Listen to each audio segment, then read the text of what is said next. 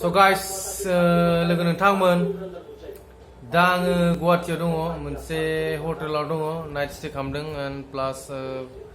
जोङो जागासिनो मोनसे बिउटिफुल एन्ड डिलिशियास माने चिकेन बिरियानी माने स्ट्रीट बिरियानी जोङो पेकिं खालामना लाना फैदों मोस्ट एन्ड फरमस्ट माने स्ट्रीट बिरियानी 50 रुपिसाव मोनदों लाना फैबाय पेकिं खालामनानै जों जानानै बहुद गोजोननाय मोन्दों बेनिखायनो आं बे भिडिअखौ बानायनाय जादों आरोना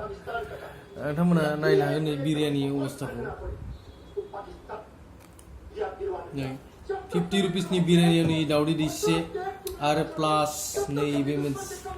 जाहैबाय चिकेन बिरियानी नालाय नैबे जाहैबाय बेदर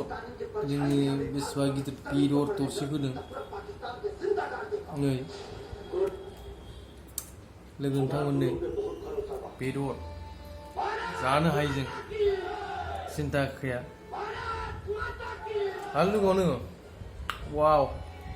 आंथ' आखाइखौनो सोलानो लुगैबाय थायो प्लास जोङो लोगोआवनो आरो हटेलावहाय जों एसे साउन्ड जागासिनो नोंथांमोना खोनानो हागौ जोङो एसे सिनेमा नायगासिनो माने एसे बिहारि सिनेमा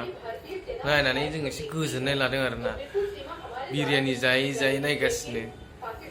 स' इन्जय लाइफ इन्जय खालाम आरो सोरबाफोर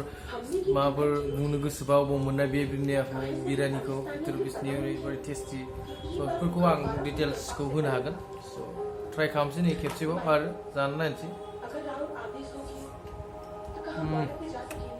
awesome awesome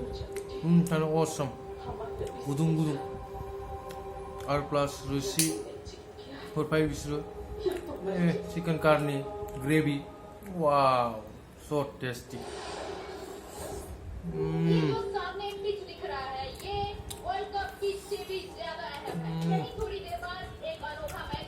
वाव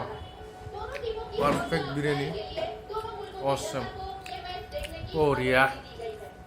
होबाय था जानाया